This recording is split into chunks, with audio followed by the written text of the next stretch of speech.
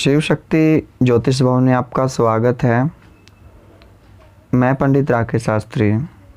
आज हम बात करेंगे हमारे कुंडली में राहु की महादशा के बारे में। कुंडली में राहु चाहे कहीं पर भी स्थित हो, अगर राहु की महादशा आपके ऊपर चली हुई है तो काफ़ी सारी दिक्कतों का हमें सामना करना पड़ता है, काफ़ी सारी बाधाएं आती हैं। सबसे पहले हम बात करते हैं कि राहु कुंडली में कितने वर्ष तक चलता है। राहु की जो महादशा है वह 18 वर्ष तक चलती है, और अगर राहु का अंतर किसी में आया हुआ है, अंतरदशा में राहु 2 साल 8 महीने और 12 दिन चलता है।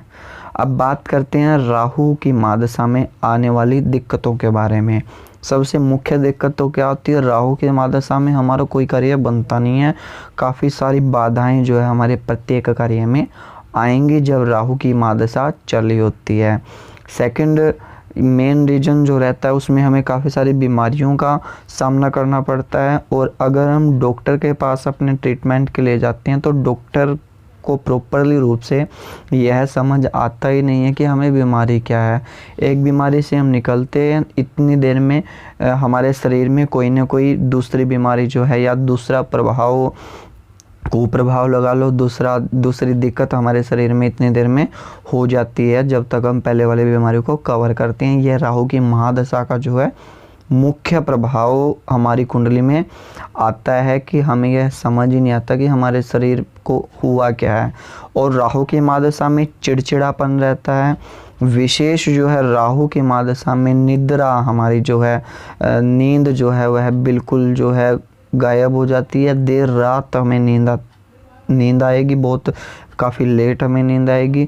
और सुबह राहु की महादशा वाला जातक सुबह प्रातः काल वाला जो समय होता है उसी में सोएगा, और दिमागी संतुलन है हमारा वह भी अच्छा नहीं रहेगा। चिड़चिड़ापन हमारा हर किसी चीज़ में हो जाता है। और काम वासना जातकों को काफ़ी अधिक रहती है राहु की महादशा में। और शिक्षा के क्षेत्र में भी कम रुझान रहता है, और प्रॉपर रूप से जो हम मेहनत करते हैं वह हम नहीं ग्रो कर पाते, वह हमें प्राप्त नहीं हो पाता अगर हमारे ऊपर राहु की महादशा चली हुई है। और राहु मेन थोड़ा सा अभिमान भी हमारे अंदर राहु कर देता है, और गलत कामों के प्रति हमारा दिमाग जाएगा। जानबूझ के मान प्रतिष्ठा की हानि हमारी अपने हाथों के द्वारा हम कुछ ऐसा कार्य कर देंगे जिसकी वजह से हमारा मान प्रतिष्ठा प्रख्याति उसके अंदर हमें दिक्कतें आएंगी। और अगर हम देखें तो मुख्य रूप से राहु की महादशा के अंदर उपाय हमें क्या क्या करने चाहिए। अब हम बात करते हैं उपायों के बारे में। उपायों से पहले मैं आपको बताता हूँ कि राहु की उत्पत्ति कैसे हुई थी। समुद्र मंथन के समय में जब समुद्र मंथन किया जा रहा था तब देवता एक साइड थे और दैत्य एक साइड थे। समुद्र मंथन में अमृत कलश निकला था।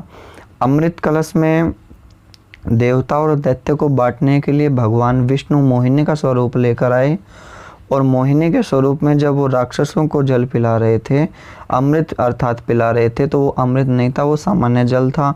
और जब वो देवताओं को पिला रहे थे तब वो कलश को बदल देते थे, देवताओं को अमृत पिला रहे थे और राक्षसों को सामान्य जल पिलाया जा रहा था।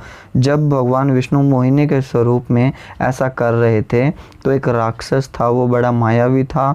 उसने अपनी माया से देख लिया कि भगवान विष्णु आए हुए हैं मोहिनी का स्वरूप बनकर, और देवताओं को अमृत पिला रहे हैं और हम सब राक्षसों को सामान्य जल पिला रहे हैं। तब उनमें से वो राक्षस जहाँ पर बैठे हुए थे वहाँ से उठ के देवताओं का स्वरूप लेकर देवताओं में बैठ गया, और देवताओं में बैठते ही उन्होंने भगवान विष्णु अर्थात मोहिनी के हाथों अमृत पी लिया। अमृत पीते हुए चंद्रमा और सूर्य ने उनको देखा, और उन्होंने उसी समय भगवान विष्णु को कहा कि ये दैत्य आया हुआ है जो देवताओं में राक्षसों का स्वरूप लेकर बैठा है और इसने अमृत पी लिया। इतनी देर में भगवान विष्णु ने अपने सुदर्शन चक्र से उसका शीश उतार दिया था, क्योंकि उसने अमृत पी लिया था। अमृत पीने की वजह से वह उस समय अमर हो गया। सुदर्शन चक्र को वरदान है कि एक बार जिस पे चला जाए उसके टुकड़े कर ही देता है।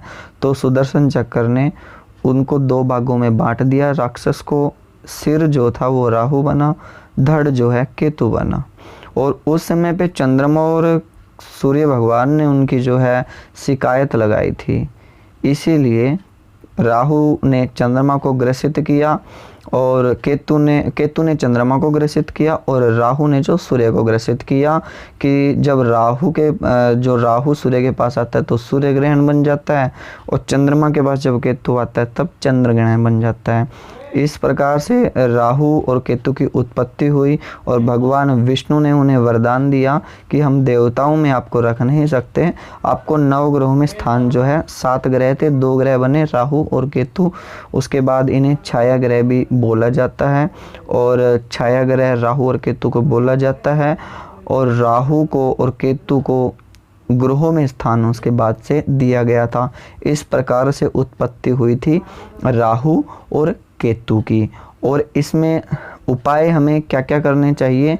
राहु की जो महादशा है, राहु छाया ग्रह है, दैत्य है, इसीलिए जब राहु की हमारे ऊपर महादशा आती है तो हमें काफ़ी सारी दिक्कतों का जो है सामना करना पड़ता है, वो मैंने आपको पहले बता दी हैं।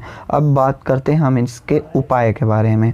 इसके उपाय में सबसे अच्छी जो है, कुंडली में अगर किसी प्रकार की स्थिति राहु की चाहे हो, महादशा अगर हमारी राहु की चल रही है, तो पीड़ित व्यक्ति को शंकर भगवान की सच्चे मन से आराधना करनी चाहिए, क्योंकि राहु ग्रह जो है भगवान शंकर का परम भगत है।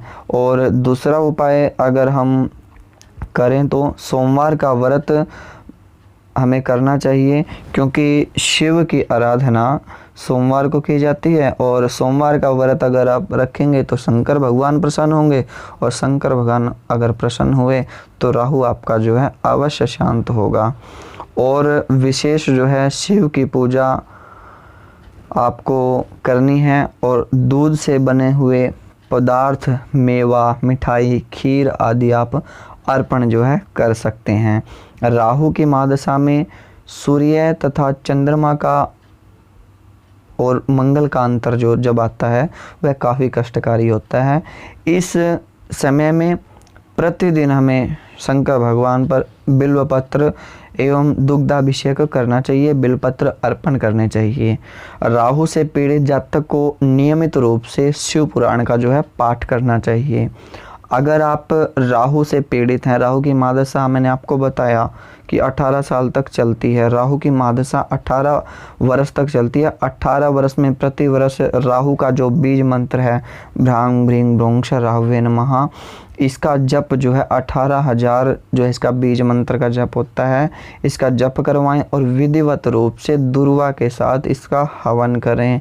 माँ दुर्गा की आराधना, माँ दुर्गा के सतचंडी के पाठ अथवा माँ दुर्गा का हवन हम इसमें करवा सकते हैं। राहु के लिए अत्यंत शुभ फलदायक है माँ दुर्गा की पूजा, और दुर्वा से अगर हम हवन करते हैं तब भी राहु जो है हमारा शांत होता है। सायंकाल में, शाम के समय अगर हम मछली को आटा डालते हैं और राहु जो है उससे भी शांत होता है। अगर हम कीड़ा जो किड़नाल जिसको बोलते हैं, किड़नाल को आटा डालते हैं, या किड़नाल के समीप एक गोला लेकर उसके अंदर मीठा डालकर अगर हम उसको किड़नाल के समीप या पीपल के वृक्ष के नीचे अपने हाथ से रोपण करते हैं, अगर आपकी राहु की महादशा चली हुई है तो उससे भी जो है काफ़ी सारा अच्छा प्रभाव मिलता है। अगर आप चाहते हैं कि आपकी कुंडली में स्थित राहु की विस्तृत जानकारी आपको प्राप्त हो, तो आप वीडियो के नीचे दिए गए मोबाइल नंबर से हमसे संपर्क कर सकते हैं और अपॉइंटमेंट लेके अपनी कुंडली की विस्तृत जानकारी आप प्राप्त कर सकते हैं, ताकि कुंडली में स्थित राहु की स्थिति के अनुसार आप उपाय कर सकें। इसके लिए वैदिक ब्राह्मणों, विद्वान ज्योतिषियों की विशेष व्यवस्था आपके लिए भवन में की गई है। अगर आपको वीडियो अच्छी लगी तो वीडियो को लाइक करें और कमेंट के माध्यम से मुझे अवश्य बताएं कि आपको वीडियो कैसी लगी। और अगर आप हमारे चैनल पर नए हैं तो कृपया करके आप चैनल को सब्सक्राइब कर दीजिए, ताकि भविष्य में ज्योतिष, धर्म, पूजा पाठ से रिलेटेड जितनी भी वीडियो आती हैं वो आपके पास पहुंचती रहें। आज की वीडियो के लिए सिर्फ इतना ही। धन्यवाद।